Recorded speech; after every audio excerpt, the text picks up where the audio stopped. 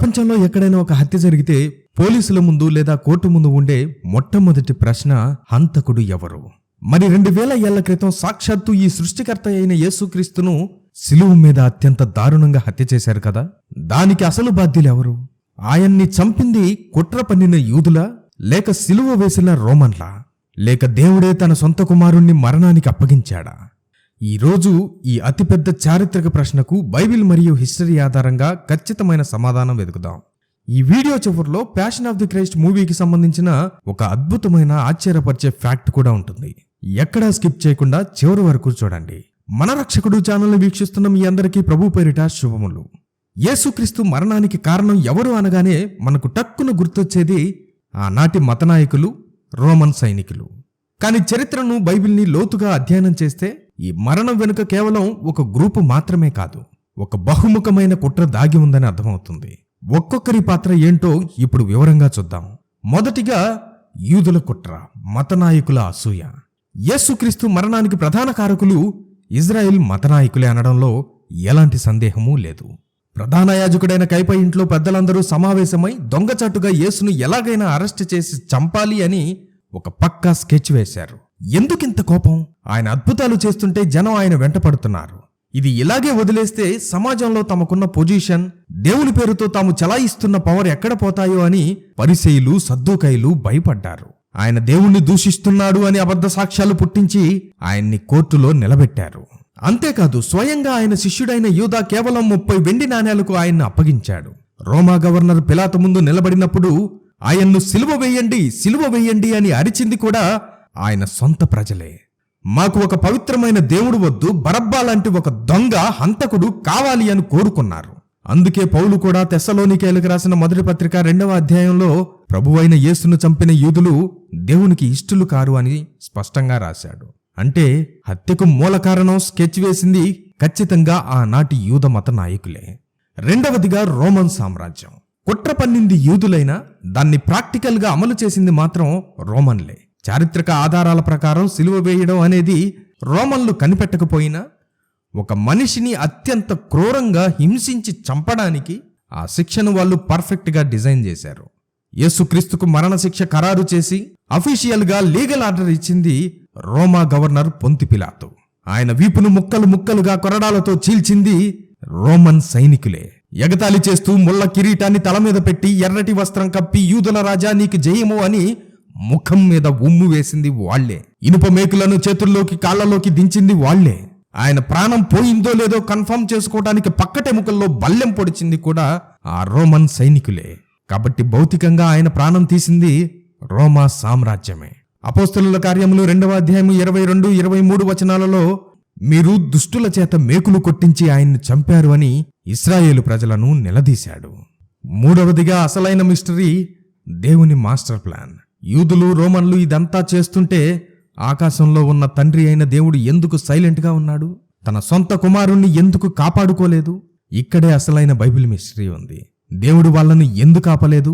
ఎందుకంటే ఇది ముందుగానే నిర్ణయించబడిన దేవుని మాస్టర్ ప్లాన్. అపోస్తలుల కార్యములు 2వ అధ్యాయము 23వ వచనంలో మనం చూస్తాం, దేవుడే ఆయనను సిలువకు అప్పగించాడు.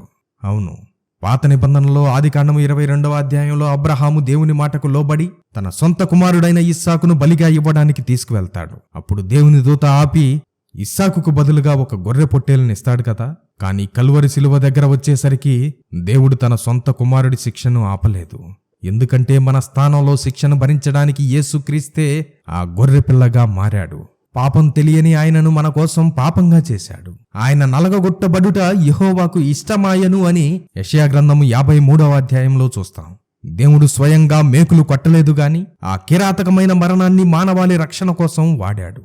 దేవుని న్యాయం నెరవేరాలంటే ఆ రక్తం చిందించబడక తప్పదు. అందుకే ఆయన కుమారుణ్ణి మరణానికి అప్పగించాడు. అయితే ఇక్కడ అసలు హంతకుడు ఎవరు? ఇదే కదా మన ప్రశ్న. ఫైనల్ గా ఇప్పుడు ఈ ప్రశ్నకి సమాధానం చూద్దాం. క్రీస్తుని చంపింది ఎవరంటే మనం వెంటనే యూదులు, రోమన్లు, పిలాతు అని వేళ్లు చూపిస్తాం. కానీ అసలు నిజం ఏంటో తెలుసా? ఆయన్ను చంపింది నువ్వు, నేను, మనమే. ఆయన మీద పడిన ప్రతి కొరడా దెబ్బ మన పాపాల కోసమే.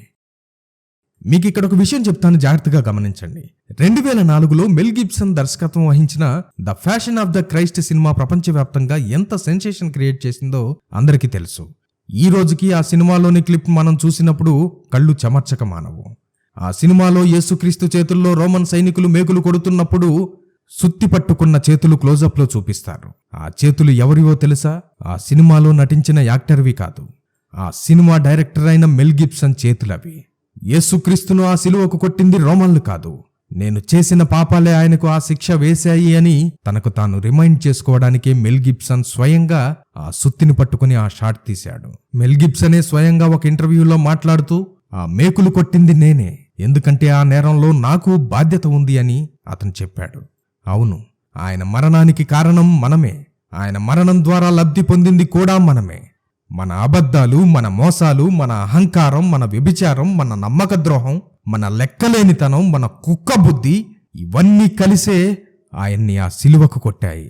సృష్టికర్త అయిన దేవుడు ఒక సామాన్య మానవుడిగా వచ్చి తన సృష్టి చేతిలోనే దెబ్బలు తిని మన పాపాల కోసం తనను తాను బలిగా అర్పించుకున్నాడంటే ఆయన మనల్ని ఎంతగా ప్రేమించాడో ఒక్కసారి అర్థం చేసుకోండి.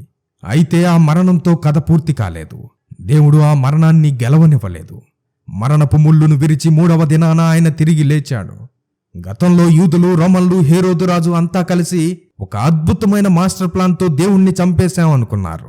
కానీ వాళ్ళు చేసిన ఆ అతిపెద్ద పాపాన్నే దేవుడు మానవాళి రక్షణకు పునాదిగా మార్చేశాడు.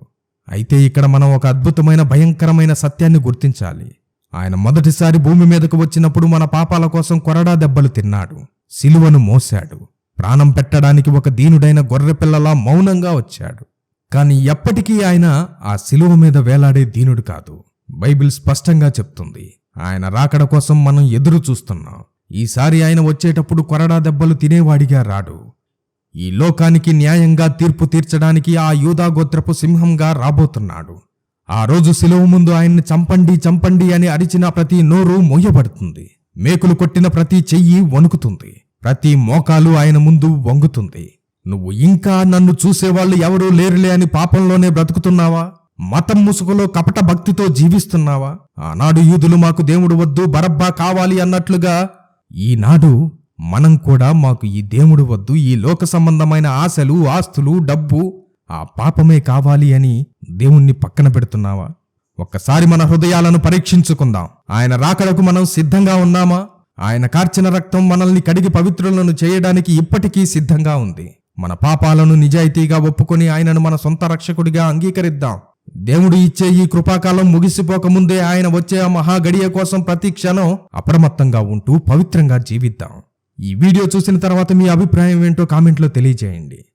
ముఖ్యంగా ఆ మెల్ గిబ్సన్ ఫ్యాక్ట్ మీకు ఎలా అనిపించిందో పంచుకోండి. ఈ సత్యాన్ని మీ బంధుమిత్రులకు ఖచ్చితంగా షేర్ చేసి ఆయన రాకడ కొరకు అందరినీ సిద్ధపరచండి. ఇలాంటి మరిన్ని బైబిల్ వివరణాత్మక విషయాల కోసం మన రక్షకుడు ఛానల్ని ఇప్పుడే సబ్స్క్రైబ్ చేసుకోండి. దేవుడు మిమ్మల్ని, మీ కుటుంబాన్ని ఆయన రాకడ కొరకు సిద్ధపరచునుగాక.